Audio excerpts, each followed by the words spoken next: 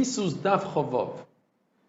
If Adam came and gave Hasra, they warned somebody not to do an Aver, and he did it anyways, and he's Chayav Malkus, Yom Kippur is not going to help him get out of the Malkus. Yom Kippur is not Mechaper. Although there's no monetary obligation, it's just on his body, nevertheless, Rava says Yom Kippur is not Mechaper. However, if there was no Asra, then Yom Kippur is Mechaper through the Sar Mishtalech. We had the other day the concept where any Asham Tali that only HaKadosh Baruch Hu knows whether or not the person was over the Avera, Yom Kippur is Mechaper. So the Gemara asks, it seems like there are 5 cases that only HaKadosh Baruch Hu knows about, yet the person brings a carbon. A Safek Yoledes, a Safek Nazir, and a Safek Mitzayir. All 3 cases, they bring carbonates, but only HaKadosh Baruch Hu knows, and nobody else knows whether or not there's a real birth, whether or not there's a real Mitzayir or Nazir. The answer is because those carbonates don't come for a chet. They come to allow you to eat kachim. Although the Arman, the Amrim that say that the woman, she was chayta, she swore she'll never give birth. The Nazir was chayta because he was madar hana from wine. The Mitzayir was chayta, one of many different averas, maybe lashon hara, gilei arayis, etc. Nevertheless, all 3 of them had tremendous tsar, and that itself was their kapara. The woman, the childbirth, the Nazir, he had disgusting heroes and evil. The Mitzayir had an affliction. Obviously, the carbon is coming just to allow them to eat kachim. What about a Safek Saita? Her husband brings a Minchas Knais, but only HaKadosh Baruch Hu knows. The answer is because the Torah calls her Tumah, and Yom Kippur is not Mechaper. The other answer is that the one that was over that there with her knows about it. So it's not just HaKadosh Baruch Hu. And Rava says because a Minchas Knais comes to be mevar the chet and not as a kapara on the chet. What about Egla Rufa? Why do we bring Egla Rufa when HaKadosh Baruch Hu knows exactly who the murderer was? The answer is because over here somebody else knows about it, the murderer himself. Or because the Torah says this is the only way to do it, through the Egla Rufa. And Rav Papa says from the fact that Egla Rufa comes to forgive previous generations of murderers, even though there were many Yom Kippurim since then, you see that Yom Kippur is not Mechaper.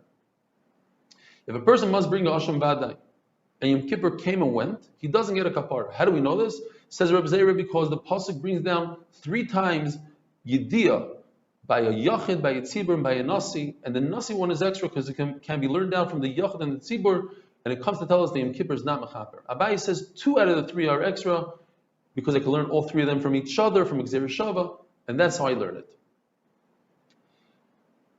A woman who gives birth, and she brings a chatos besafek, she's not sure if she gave birth or not. There are 3 stages when it can be known whether or not she gave birth. Before they actually do malika to the bird, or after malika but before zrika, or after zrika. If before malika she found out that she gave birth for sure, according to everybody, you could bring that bird as the chatos because it's the same type of bird.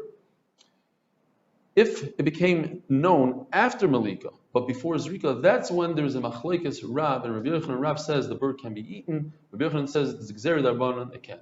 But after malika, after zrika, that is, then the bird is usher to eat because it's an avela, and it's usher ba'ana because it already had its kapara, it did its job. Kiper v'halachla. Now, if it became known that she did not give birth, even though if we say it goes out to chulin, it's also b'hanom d'Rabbanan. Now, according to everybody, the woman doesn't have to bring another korban; she's yoitza with whatever she brought. The Mishnah says 3 very interesting cases. If a person designated money aside for an asham, and an asham, the minimum that you have to pay for an asham is 2 selah, so he put aside 2 selah. And with that money, he went ahead and he bought 2 animals. He got them for a good deal, and then the price went up, and each one was worth 2.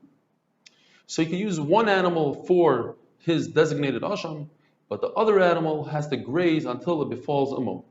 But what happens if he took the money and he used it for his own consumption? He bought animals for himself instead of for kachim. That is a typical case of mi'ila. And therefore, he must repay the original asham, and add 25% to that. And in addition to that, he has to bring an asham mi'ilois. So let's call the first asham that he wanted to bring an asham charufa, shifcha charufa.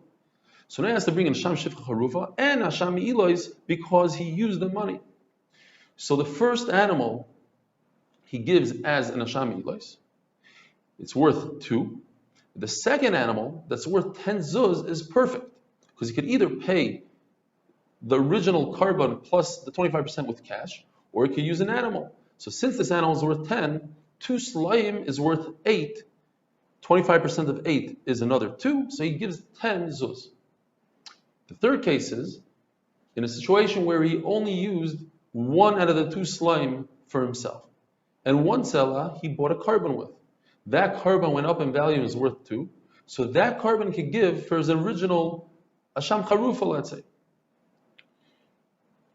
The other money that he needs to buy Asham Ilois, since it was from Moisar Asham, from the leftover Asham, so he has to pay with his own money a selah plus a chaymesh. So he'll end up paying 5 zuz. Have a wonderful day.